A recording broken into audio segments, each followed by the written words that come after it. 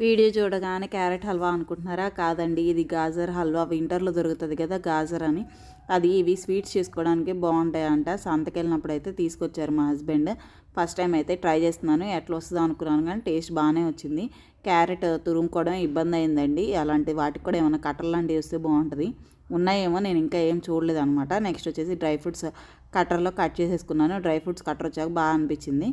ఇంకా సింపులే అండి. ప్యాన్ పెట్టేసుకొని నెయ్యి వేసుకొని, చాలామంది కుక్కర్లో అయితే చేస్తారంట. నేనైతే మామూలుగానే ప్యాన్లోనే చేశాను. కొంచెం టైం పట్టింది కానీ ఈజీగానే అయిపోయింది. కొంచెమే కదా క్వాంటిటీ, అందుకని నేను మామూలుగానే చేశాను. కోవా ఏం యాడ్ చేయట్లేదండి. జస్ట్ ఒక 2 స్పూన్స్ షుగర్ అయితే యాడ్ చేసుకున్నాను నేను తీసుకున్న క్వాంటిటీకి.